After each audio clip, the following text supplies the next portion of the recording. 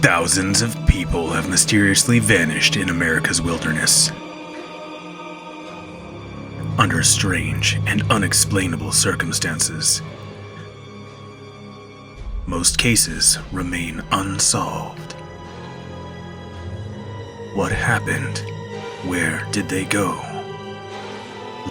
Locations unknown.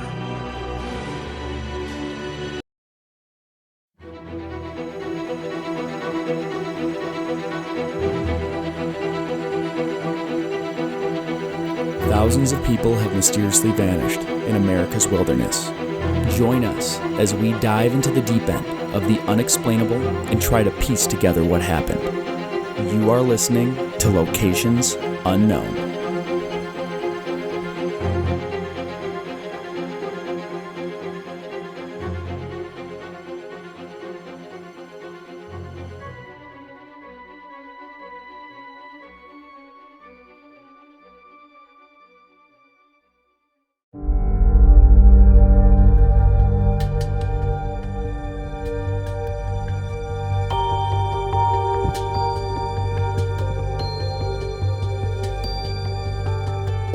What's up, everybody, and welcome back to another episode of Locations Unknown. I'm your co-host, Joe Irado, and with me, as always, is a guy who is the first to circumnavigate the Gulf of America, Mike Vandepogart. Oh, my gosh. Thank you, Joe. I have not been keeping up with all of the stuff going on, so I'll take your word for it. That happened over the last couple days. There is an attempt.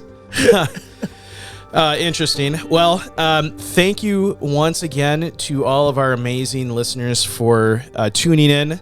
Just a couple of announcements before we get going. I'd like to give some Patreon shout outs to Rachel Blake and A.E.'s Alsman. So thank you for supporting the show. Couldn't do it without all of your amazing support. We say that every time. Absolutely. But we truly mean it. And we got a lot of big things in the hopper for this year, so we're excited to have you along for the journey. So also, you can call the show or text. You can call 208-391-6913. If you want to check out some other amazing shows on the Unknown Media Group Network, we've got Peanut Butter Mountains Podcast, Off the Trails, The Weirdos We Know, Who Runs This Park, and coming soon, Crime Off the Grid. So we're working out some technical kinks, but they will be on network relatively And their show is soon. live. You can go search for them and listen to them now anyways. Yes. So go do that. They're just not officially on network. It's But go give them the listens. two retired park rangers, which they have a really cool show and a really cool angle on the true crime disappearance genre from people that worked in the park. So very interesting. If you want to support the show, we're on Patreon, YouTube memberships, premium subscriptions on Apple, premium subscriptions on Spreaker. All the places. Except for X. And you can always send us little gifts and things to our P.O. Box. Can we get stuff to the P.O. Box? Yeah. Oh, interesting. Yeah, so if you get a package to your P.O. Box, they have larger P.O. Boxes that are like temporary. They'll put a card in your P.O. Box saying you have a package. Oh, nice. With a key. I don't know how any of that works. Yeah, there you go. Now I do. The more you know. All right, everybody, let's gear up and get out to explore Locations Unknown.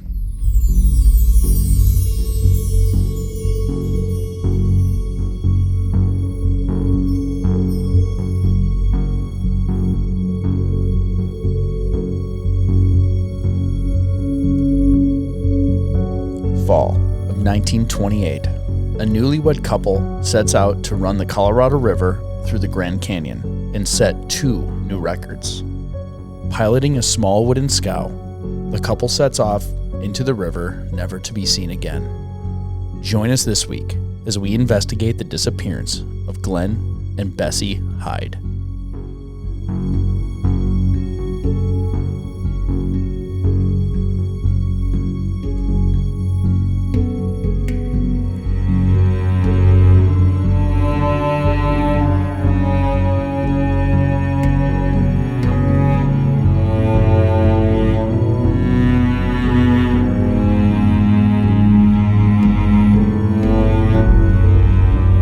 So we are going to the Grand Canyon, not necessarily within the official boundaries of the national park, but it's because the Grand Canyon's very grand. Yeah. And canyon-y. Or at least not within the boundaries as they existed in 1928, because there's been changes. So most sources say they disappeared in the Grand Canyon, and they don't really clarify the legal boundaries because the southwestern portion stretches like 237 miles. So it's and predominantly on the Halupai. Dang it, I know how to say this word actually because they have the waterfall, but the tribal lands. Yes. You know what? I looked up how to say that one, and I just lost it. I was frantically trying to get the phonetic spelling for you before you got to it. That's okay. So the sublocation somewhere along the Colorado River below the confluence with Diamond Creek. So that's near mile 225 and above mile 237. They went missing in the western stretch of the Grand Canyon, which is in Arizona. If you don't know, the Grand Canyon also extends slightly into Utah and Nevada. Have you've seen the Grand Canyon, right? Just from a plane. I've never been there. Yeah. I've never hiked in there, but on a trip we stopped in, the stereotypical park the car and go like look out over the canyon, and it's amazing. I mean, yeah, I want to do I think you take like a raft through the Colorado River and you just camp along the banks and you just go down the whole thing the whole time. I've always wanted to do the Grand Canyon like on horseback. That would be terrifying. Yeah, but I mean, it would be cool. It'd be cool. It'd give you like a real experience of like how people like rim to rim on a horse did this like 150 years ago. So, yeah, someday. Let's do all of it. Yeah. They see about 4 to 5 million visitors a year. So a lot of people are visiting the park. A little bit of the habitation history of the area. Archaeological evidence suggests that Paleo-Indian groups such as the Clovis people were among the first to inhabit the area around 12,000 BC, shortly after the last ice age. 7,000 BC to 1300 AD, ancestral Puebloans built intricate dwellings including cliffs, pueblos, and pit houses, primarily in what is now the Kaibab Plateau and surrounding regions. 16th century, Spanish explorer Garcia Lopez de Cardenas was the first European to see the Grand Canyon in 1540, though no settlements were established. Then we go to the 19th century. Expeditions by explorers like John Wesley Powell in 1869 increased Western knowledge of the canyon but did not lead to permanent habitation. In the late 1800s my computer just literally blue screen of death. All right, I'll continue it on. You continue while this restarts. So, holy cow. We're jumping up to the late 1800s to the early 1900s. So minor settlements emerged due to mining prospects and the expansion of the railroad, but these were often short-lived as resources were depleted. And we'll cap off this with the Grand Canyon National Park getting established in 1919. So the designation as a national park limited permanent habitation to preserve the natural landscape, leading to the establishment of ranger stations and limited facilities for park operations. I'm so happy that they did this because I just have like in an alternate universe, Grand Canyon National Park wasn't created and there's hotels like on the rims of the canyon and completely commercialized. Yes. And so it totally would. It'd be like canyon related restaurants. Yeah. If you've ever been to Wisconsin Dells, it would That's be like exactly what I was thinking. It's just like gross. Just gross tourist attractions on the rims of the canyon. So thankfully, Grand Canyon National Park was created to preserve the amazing canyon. So interesting facts about Grand Canyon. I did not know a lot of these. Grand Canyon is so vast that its depth surpasses the height of the iconic Empire State Building in New York City by approximately 18,000 feet. Oh, wow. While the Empire State Building stands at about 1,400 feet, including its antenna, the Grand Canyon's maximum depth reaches 6,000 feet. So this immense depth means that if you were to stack the Empire State Buildings from the bottom to the top of the canyon, you would need nearly 4,000 of them to span its full depth. That is ridiculous to think about. Yeah. And you said you've been there? Yeah. So is it like that big? Like when you look down, you're like, holy crap. Yeah, and That's I mean thousands of Empire State Buildings stacked. Now I got to read that fact again because That sounds insane to me.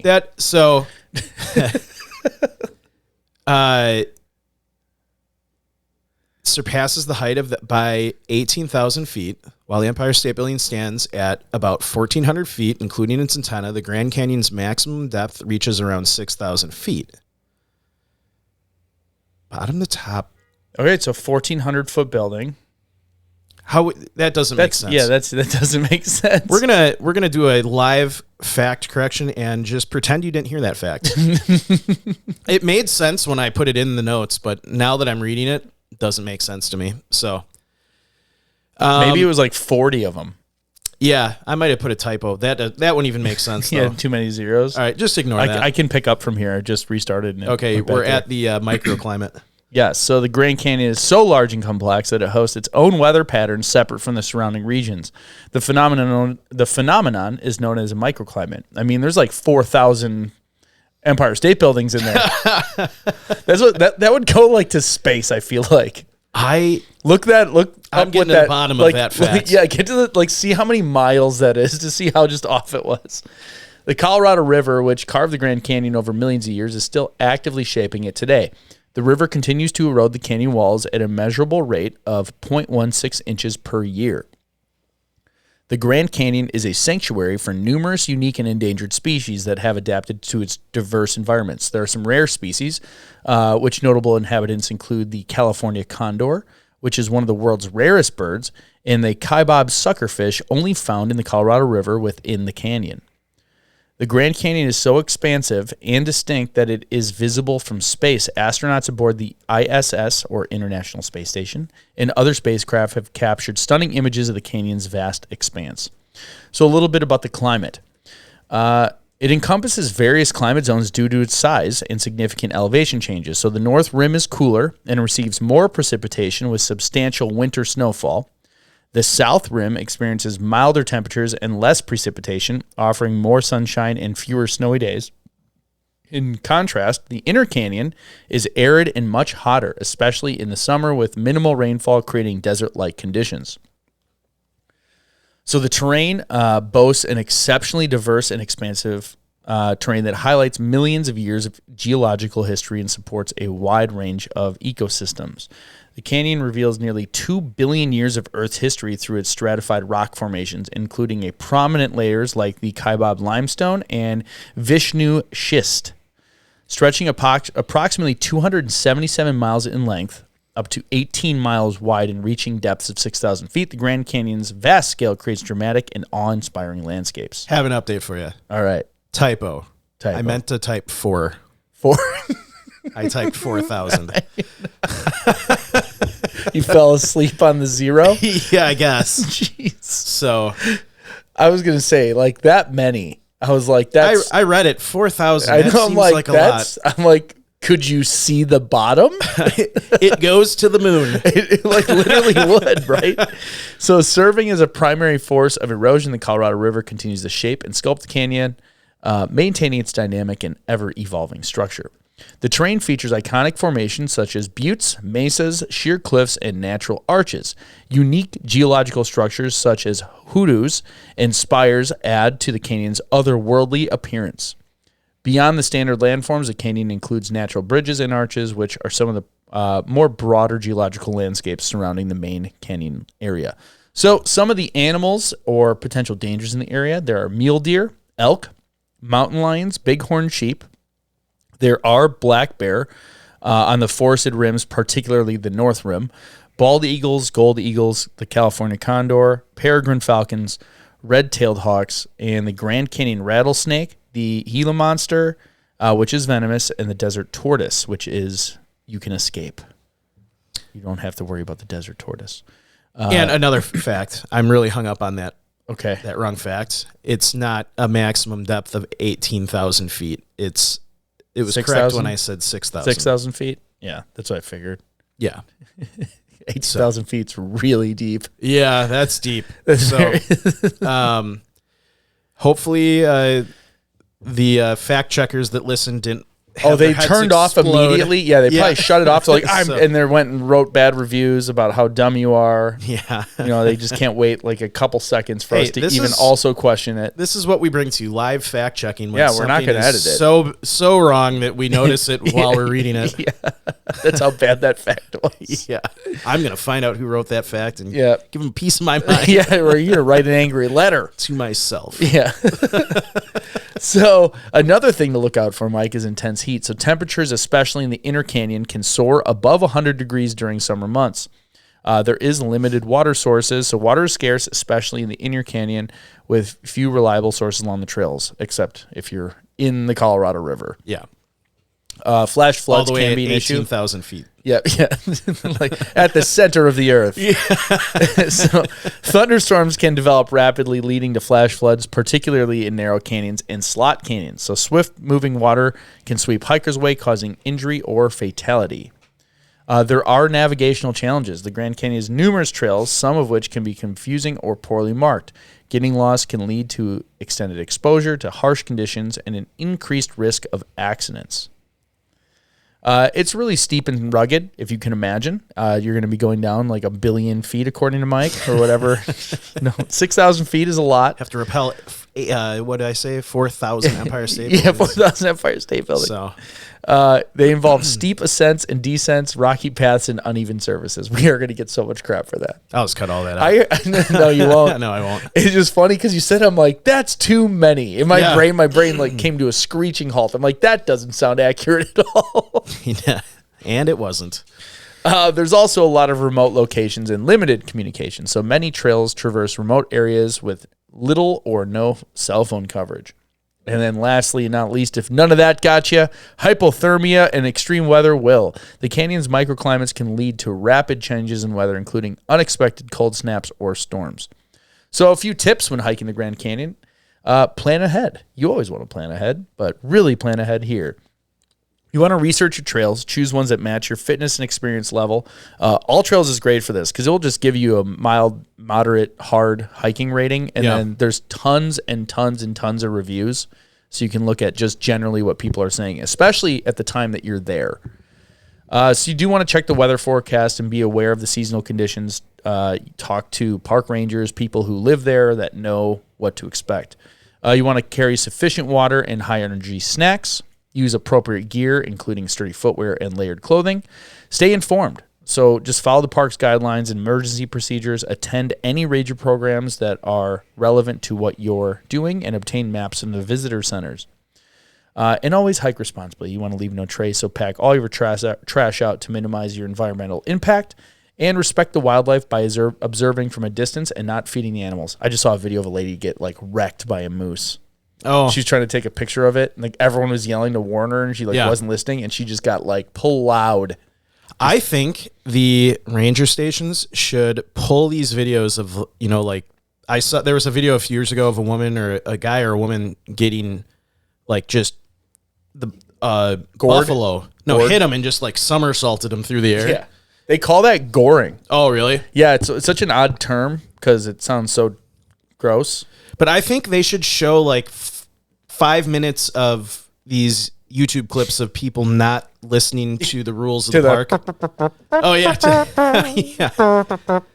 And just flipping through the air. Because I don't think it's setting in for people. They'll still do it. I know. People are dumb. I saw another video just scrolling one of my late night scroll sessions on Instagram. A lady was off the wooden trails at Yellowstone and walked up to one of the hot springs and wanted to see what the temp was. Oh, just like burn her skin right She off. like stuck her finger in and then screamed and like ran the fastest she's probably ever run in her life, like out of the area. And I'm just thinking, there's a reason why they tell you to stay on the trail. Don't go near the hot springs. See, that's where maybe we need to get rid of all the warnings, and then it'll sort itself out. I don't know. So, how about you tell us about the hides? Oh, the hides. Yes. You're looking at me like what we're here to do tonight. yeah. So I want to talk about dumb tourists that don't follow the park Right. rules. So the subjects of our case are Glen and Bessie Hyde. So I'm going to give a quick overview of both of them. If you've listened to some of our other cases from a long time ago, you'll understand that a lot of the detail on the individuals is sparse. And something I've found from this case and a couple of other recent cases we did that were quite old is while the general information about the cases is accurate, over time, I mentioned this in another episode, it's kind of like the telephone game. There even back then, the newspapers were reporting inconsistent dates for events. And then what happens is books get written. Like, so for this case, there's been lots of books written on this over the years because this happened almost 100 years ago.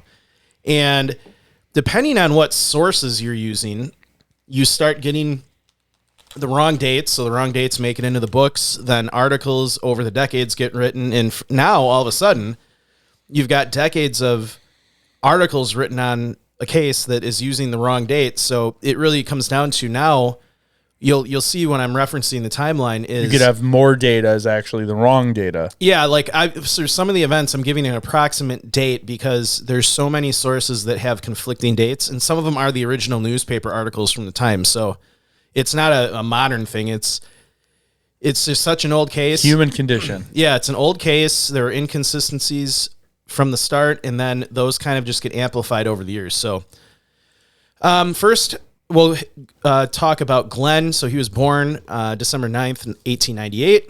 He went missing November 30th of 1928. And like I said, this is the most widely cited and accepted date of when he went missing. There are other dates if you go out there all in the roughly same time period, but this is the one that's mentioned most. Remains were not found. He was a male, age 29, 6 feet tall. We don't really know much more about his weight, hair color, gear he was last seen in. Personality, all we really know is he was a determined adventurer. Hey, it looks like Dick Tracy here. He does kind of. Yeah. Yeah. A little Indiana Jones-ish. Maybe that's where they got the idea from. Yep. I don't know. He's a cool looking dude. Yeah. Both of them are. Looks like a guy that would be in like a Marlboro Yeah. cigarette ad. Yeah, definitely.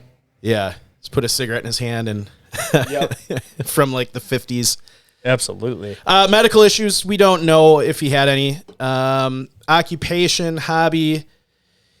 From all that I could find, he really just worked odd jobs in the farming industry, and he did a lot of labor type jobs. So hobbies, he was very big into rafting, boating, hiking, camping. Experience in the wilderness. River travel was obviously one of his passions, born out of a childhood spent in the outdoors. In his first significant river excursion in 1919, Glen and his friend Jess made a 6-month canoe trip through the rivers of British Columbia and Pacific Northwest. That's pretty impressive. That's awesome. So he also sailed the Salmon and Snake Rivers with his sister in 1926. So he was a very frequent and enthusiastic rafter and boater. However, his experience stems from pure enjoyment rather than training. So this is all just from kind of, he went out there and did it. That's kind of how he got experience. Experience at this location, from what I read, he studied up on the area a lot, but he didn't actually have extensive history on this rapids in the Colorado, which some of them can get pretty hairy. Pretty rapid. Yes, pretty rapid. So now on to the character profile of Bessie. So Bessie Hyde, she was born December 29th of 1905. Again, she went missing on November 30th of 1928, which is the most widely cited date. No remains were found. She was female, age 22, 5 feet tall, 90 pounds. Other than that, we don't know a lot about her physical appearance or gear she was last seen in. Though the pictures you're looking at that Joe has on the screen, They look a lot more modern. Like, not modern our time, but not 1920s. They look like 1960s, 1970s style people. okay. You have no opinion on this? No, I don't. I'm just, I could be wrong, but she almost looks fake in this one. I wonder if this was like digitally touched up. I don't know. You can't trust anything on the internet anymore. No, these could be just completely different people. Again, we don't know if she had any medical issues. Her personality, she was described as independent, creative, and strong-willed, according to her friends. Occupation, hobby, she was an aspiring writer and poet. she had a creative and literary inclination, and she had written poems and stories. Her background in writing was one of the reasons she and Glen undertook the adventurous journey through the Grand Canyon. Bessie planned to write a book about their experience, which they hoped would be a significant and noteworthy accomplishment. So, and she kind of had a goal for this trip. So Bessie had little to no experience, but her love for adventure and her new husband's efforts helped influence her pursuit. And she wanted to become the first woman to cross the rapids. So up until this point, there had been like in the under 50, but more than 40 men that had done the rapids, but there hadn't been a woman yet to do it. So she wanted to be the first female to do this. It's kind of crazy to go when you have zero experience and the person you're with only has hobby level experience on something that's that crazy. Yeah. But so, like I said, experience in the location for her, none.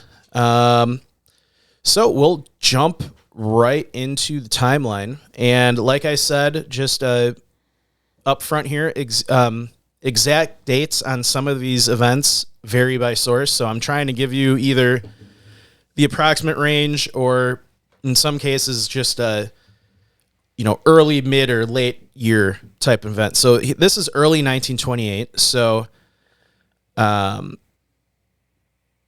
Glen, so actually April 1928, Glen and Bessie marry in Twin Falls, Idaho. Sources often cite April 10th or April 12th as the wedding date. After their marriage, they briefly live with Glen's family on his farm near Hanson, Idaho.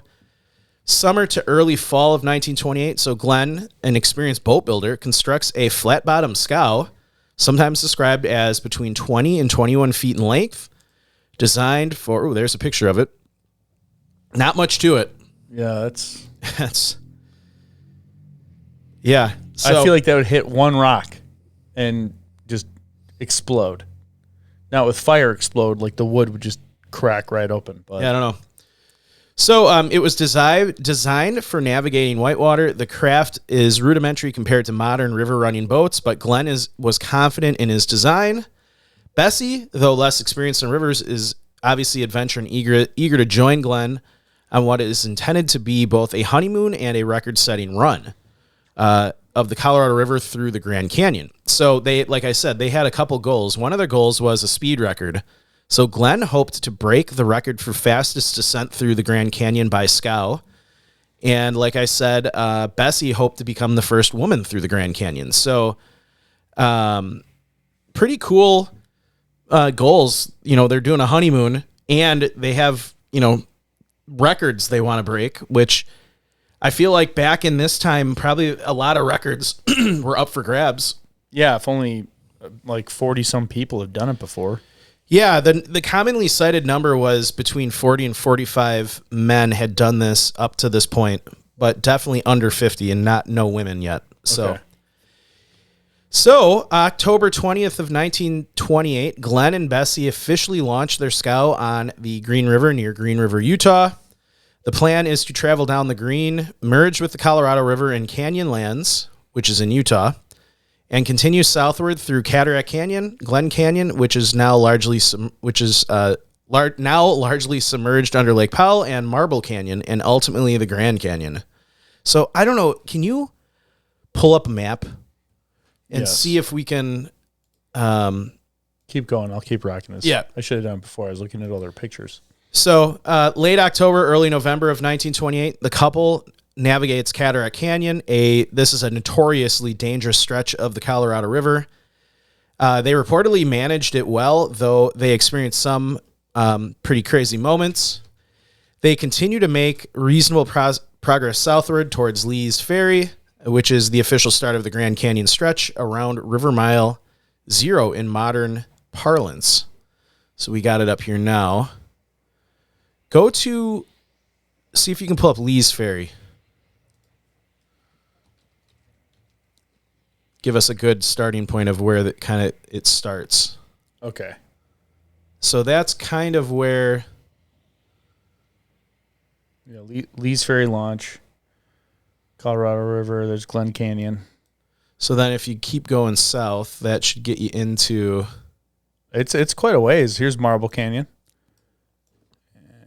We're still going. It's starting to get a little more canyony. Redwall Canyon. This is one heck of a trip. Now, zoom out. Where is the Grand Canyon? Oh, it's right here. Okay. So it's this whole stretch. I'll do as the crow flies distance real quick. This is a very rough estimate. As the crow flies, 58 miles. So it's like more than that because you're winding. Okay. So like I said, they they merged with the Colorado River in Canyonlands. So that is in Utah. So that would be farther up. Yep. They said Lake Powell, right? So it's Lake Powell now. They continued through Cataract Canyon, then Glen Canyon, which is submerged under Lake Powell, and then Marble Canyon. Yep. Okay. And ultimately the Grand Canyon. Where was Marble Canyon? I'm just trying to get my bearings here. Right here. Okay. So that's after Lee's Ferry. Yeah. Okay. So, like I said, they made reasonable progress through all of those canyons and made it to Lee's Ferry, which is River Mile Zero in modern times, basically. So it's mid-November 1928. So they enter Marble Canyon, the uppermost portion of Grand Canyon. So, that's considered Grand Canyon. Okay. yeah. I mean, I guess click on it, see what it says. That's a canyon. Yeah, it's a canyon.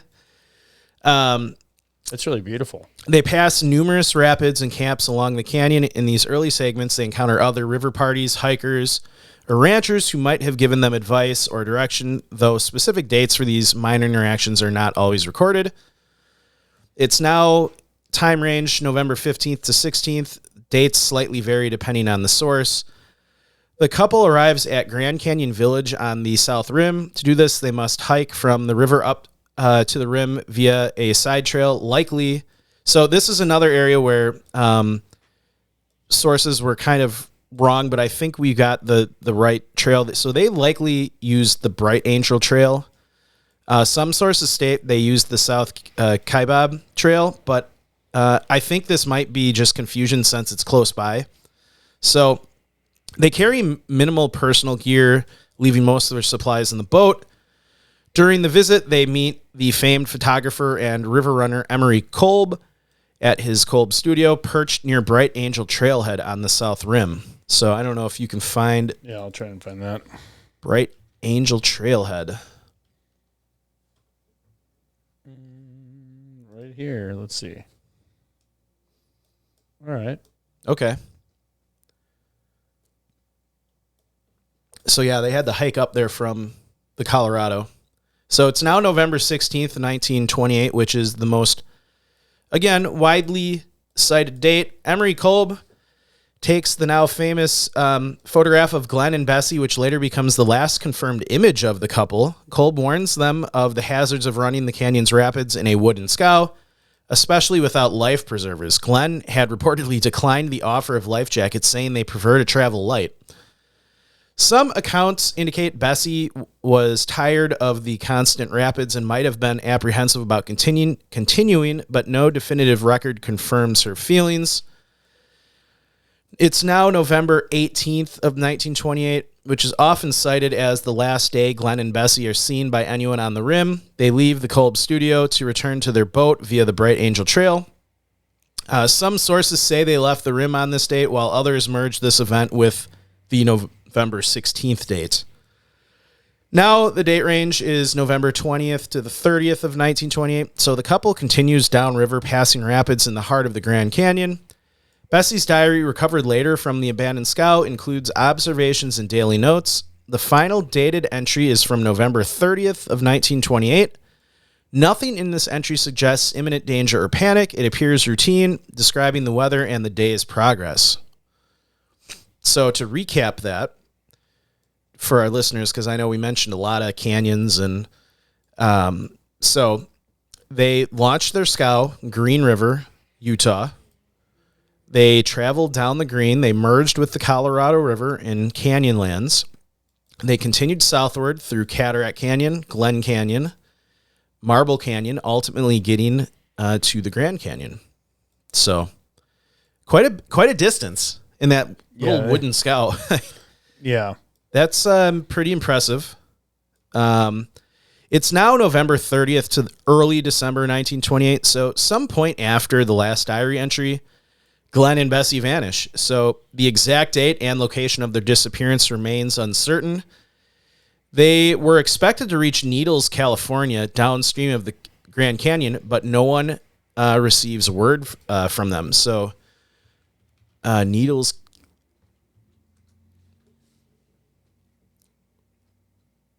That's real far away.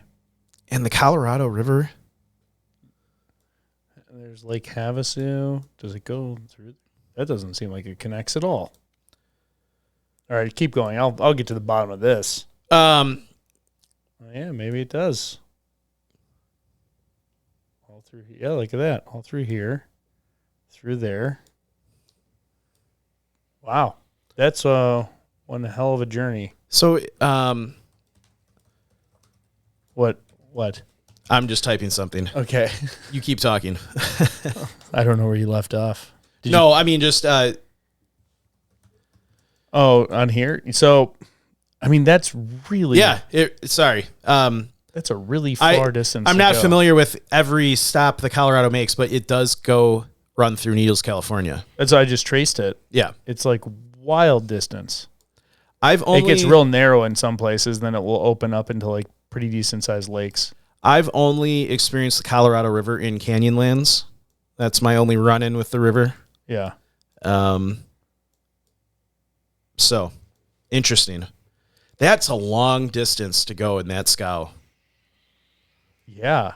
I mean, I am curious. It seems like there's little cities along the way, but still, that's a very crazy amount of distance to go. Oh, it goes through Lake Havasu. Havasu. I want to go to Havasu Falls. Isn't that like the hardest permit to get, or one of the harder ones? I don't know.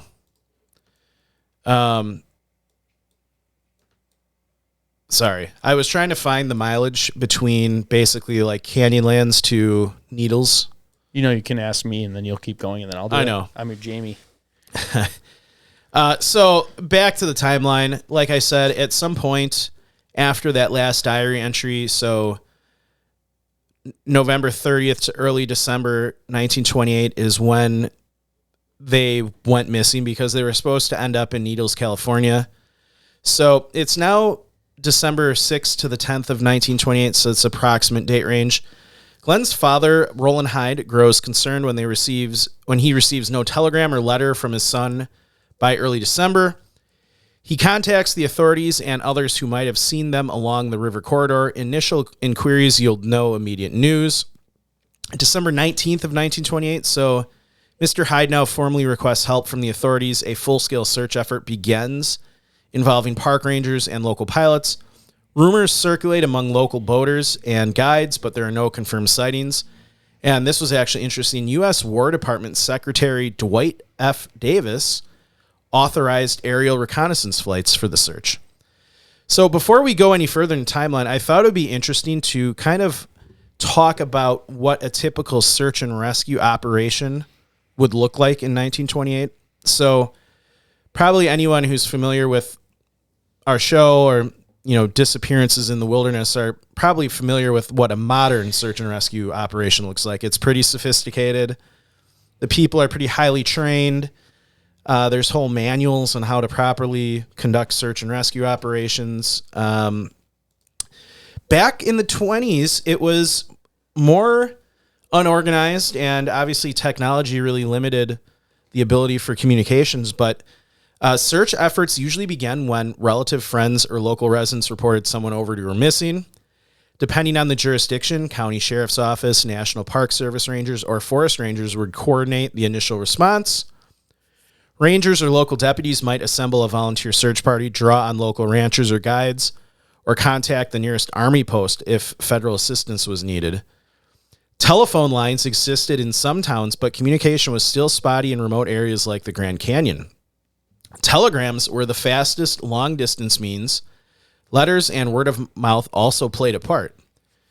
This is interesting. Radio was in its infancy for field operations, though the military had begun experimenting with portable radio equipment at this time. So, It's like when they had the dudes with the backpacks, like like World War II. yeah, like think that was like the widely used one at the time. So you can imagine what the setup was like when like the first few. Yeah. They probably had to have like giant relay stations and stuff. And I don't know, but yeah, very primitive still at this time.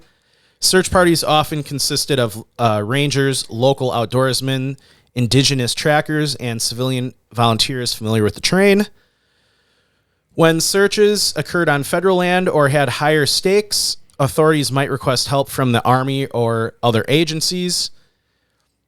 Typical gear included horses or mules for backcountry travel, canoes, rowboats, or small motor launches if a river search was needed. Basic first aid kits, rifles in case of wild animals, and hand tools like ropes, lanterns, shovels were standard.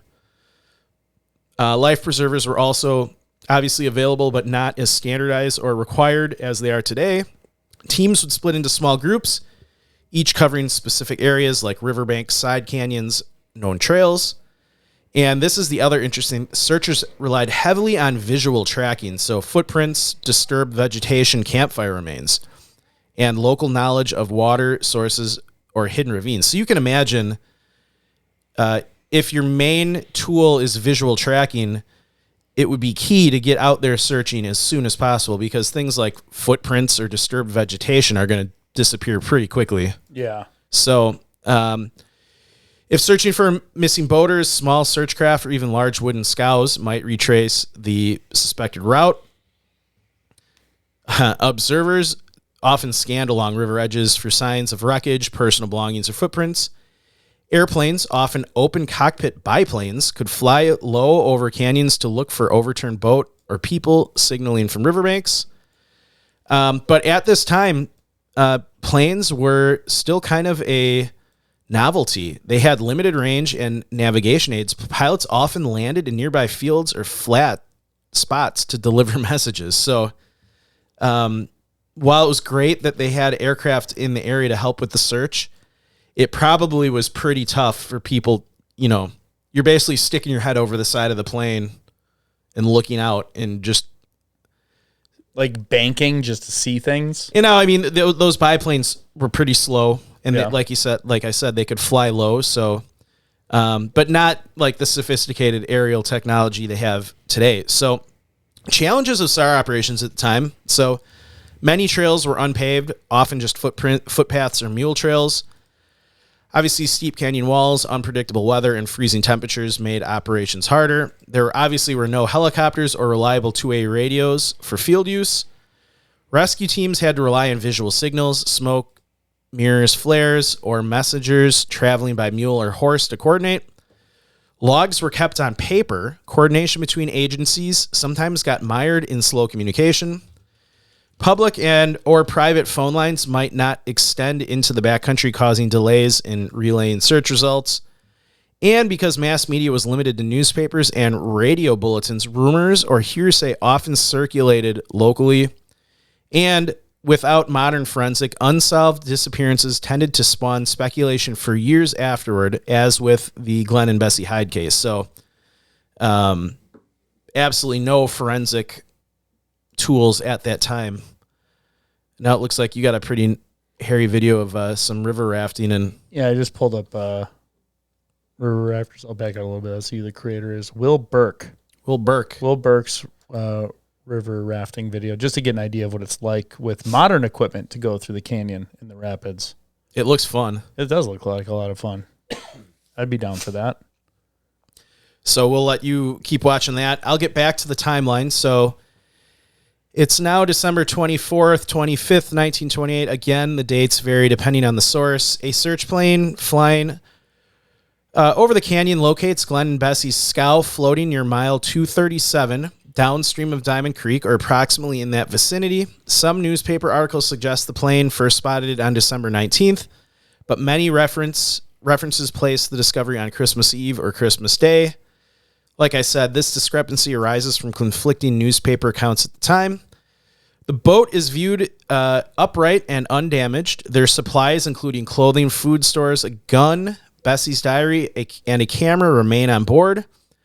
Footprints or any sign of them are not visible in the immediate area.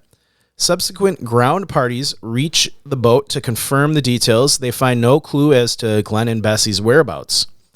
It's now late December 1928, so searchers comb the riverbanks, side canyons, and any accessible rapids. There is no trace of bodies or of a campsite beyond the boat. Due to the cold weather and the difficulty navigating the canyon in the winter, efforts are limited to most likely spots where the Hydes could have come ashore or been stranded. It's now early 1929, so January or February. Official search efforts start to wind down. The general consensus was at the time that Glen and Bessie had drowned, though no bodies were ever recovered.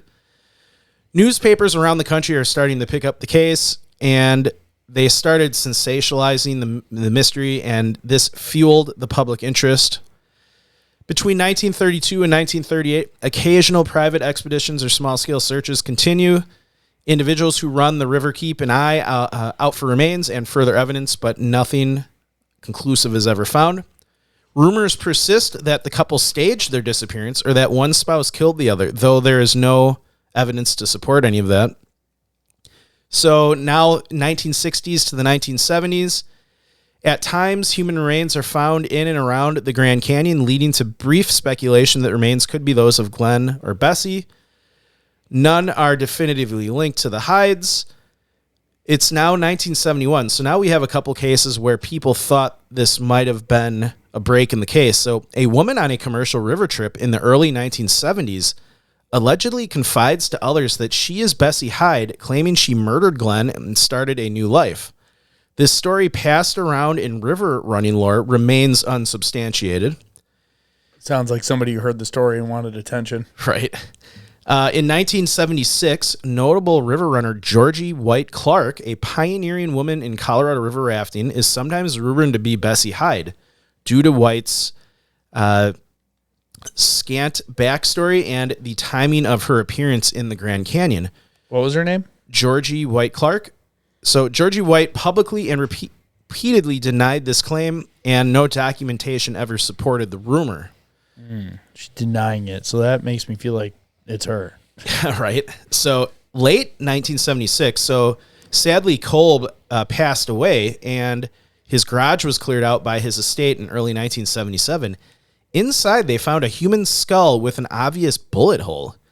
An initial examination determined the skull belonged to a man in his 20s who was roughly the same height and build as Glen. It wasn't until 2008 when forensic analysis determined it was not the skull of Glen Hyde.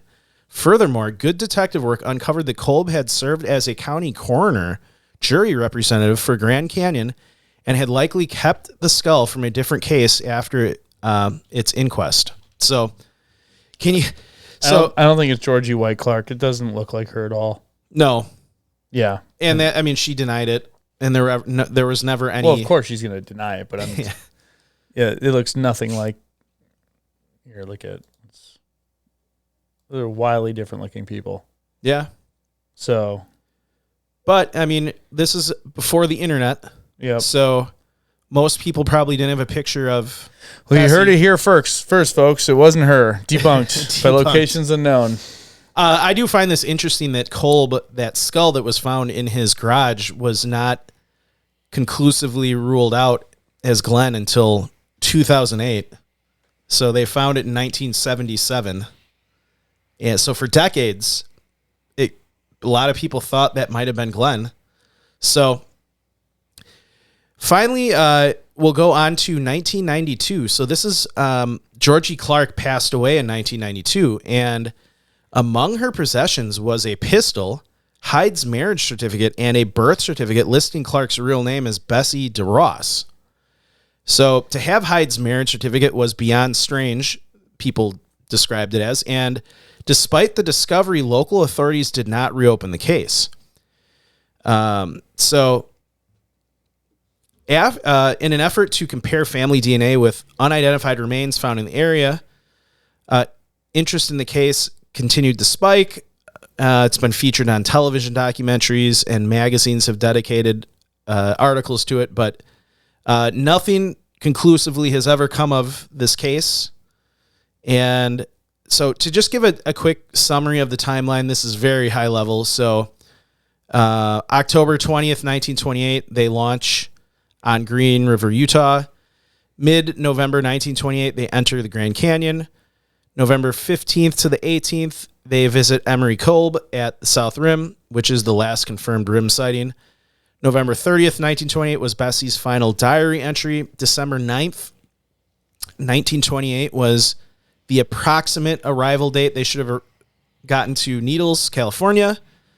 December 19th, 1928, Roland Hyde, the father, formally reports them missing. Aerial searches are authorized. December 24th to 25th, plane spots the scow near mile 237. Could you go to Google Maps again and see if you can find mile 237? I was just going to do that. Okay. Keep going. January, February of 1929, official search kind of winds down as no trace of Glen or Bessie's found. 1971, we had that unsubstantiated claim of someone claiming to be Bessie. 1976, 1977, we've got the mysterious skull discovered in Kolb's garage, which was later disproven. And then 1992, the Georgie White rumor resurfaces when some of the Hyde's stuff is found in her possessions after she died, but local authorities didn't open the case and probably it doesn't show up. Okay. So that is basically the timeline of Glen and Bessie Hyde and their disappearance.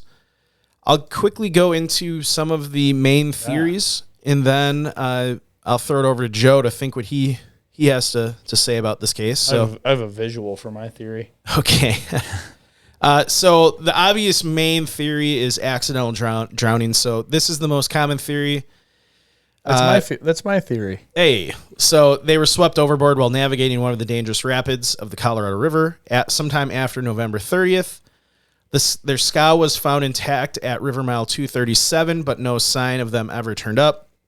So the canyon's rapids around mile 230 to 232 are especially dangerous, and they didn't have any life jackets, which would increase the likelihood of a fatal accident. And drowning victims in the Grand Canyon are not always recovered due to the river's force and the difficulty of searching remote side canyons. Another theory is foul play or murder. So a minority of narratives suggests one spouse may have harmed the other, or they encountered a stranger who committed murder. One of the theories was Bessie killed Glen. This was fueled by the 1971 claim of a woman who said she was Bessie and had stabbed Glen or shot Glen, depending on your source. Another was an encounter with a stranger. Occasionally, rumors circulate that they met an unknown third party who robbed or killed them. Obviously, there is no documented physical evidence of foul play, no bloodstains, no sign of a struggle, nothing. And the 1971 confession was never substantiated, and the woman later denied making the claim altogether. Yeah, so sound crazy to begin with. Yeah, another theory that did come up early on in rumors around this case was they survived and staged their disappearance. So some speculate that Glen and Bessie purposely abandoned their scow, hiked out of the canyon, and began new lives under different identities. The boat was found intact with their gear, implying they may have left voluntarily. Some people point to the fact that no bodies were found, adds weight to this. However, leaving all the supplies behind, food, gun, clothing, would have made surviving a strenuous climb to the rim very difficult. And there was no convincing evidence, financial records, letters, sightings. None of that ever emerged to support that claim. And finally, we've got the Georgie White Clark Debunked. connection. Yeah. And am I saying that right? Georgie? Yeah, I think so. Okay. So obviously in river running lore, some claimed the famed Grand Canyon boat woman, Georgie Clark, was actually Bessie Hyde in hiding. So a lot of this was because Georgie's backstory was vague, and she became prominent on the river in later decades. Rumors circulated that among her effects was the Hyde's marriage certificate. Obviously, like we said, no credible documentation supports this. That is weird that she had that stuff, though. It is kind of weird. Or unless it's because everyone thought it was her, she went out of her way to get those things because it looks nothing like her. Well, we pulled up the pictures of her as young and old. Like she denied the rumor, and there were no official records to verify the marriage certificate claim. Oh, okay. So, I think, like I said at the beginning of this case, because of the inconsistencies in reporting, the lack of media communication at the time, it fuels a lot of conspiracy theories and probably false narratives about what happened. Yeah. So what do you think happened? I think they went overboard and drowned. Yeah. I paused the video here because, like, watch this. This is modern equipment. Everything's tied down. Yeah. You hit something sideways in that boat. They didn't have life jackets on. Yeah. Like, I slowed it down, but look at immediately she gets swept downstream. Yeah. I'll go put it back to normal speed.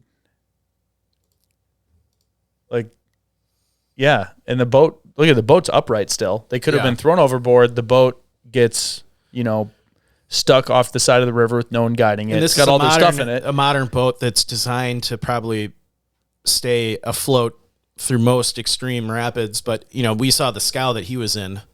Yeah, it looked like they weren't even able to pick her up, like somebody else had to. Yeah. She got swept downstream. So they have no life jackets. They get thrown from the boat. You can go crazy with it. Like, the boat was a giant wood thing. What if they hit their head going out, get knocked out? The only thing that I would say against that is all their gear was still in the boat. Yeah, they probably tied it down. So like, Maybe. Everyone went overboard on this boat. Yeah. And everything was still on top, and it was upright when they were done. So if they got swept away and their boat just goes somewhere on the side, upright, has all the gear in it, everything, they went downstream. And we don't know the condition of their gear. Like, she had a diary. We don't know if it was waterlogged or anything. The boat was undamaged, and it was upright. So the boat was upright, undamaged, and all their gear was in it when it was found. Yeah. So I think doesn't mean they couldn't have fallen over. That's why what I'm going with. I think they got thrown off the boat and it didn't flip over. Yeah. They just got tossed from it. They didn't have life jackets and then drowned. Yeah. And with the limited search and rescue capabilities back then, they probably not really much of a chance of finding the remains. Oh, yeah. And based on how this river's moving, and again, if they're under the water getting dragged, like, they're going to be miles downstream. Yeah. So that's my theory. Yeah, I think that's the most logical theory, especially after watching this video. Yeah. Are you sharing this? Yes, I am. Okay. Actually, yeah. Yeah, it's not just us looking at the screen. It's like I've done that before or something. Yeah, I think, though, I'm not going to rule out something weird going on with foul play. I want to go hang out with these people. I'm going to give drowning a 95% chance and something weird happening 5% chance. Yeah. But I'll get on that train with you. Well, you'd think, like, if they got robbed, all their stuff would have been taken. Yeah, I would say I like how you said something else. Yeah. Because we don't know. Yeah. But my gut says drowning overboard. But yeah, I think that's. I'll go with you. I think that's accurate. Yeah.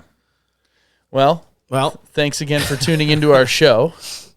Sorry about that fact early on. I know, That's right? been bugging me through the whole episode off for me. Yeah, the whole thing. The whole thing. Well, thanks for tuning in anyway, even though Mike gets all of his facts wrong all the time. We appreciate you all for listening and sharing locations and with your friends and family.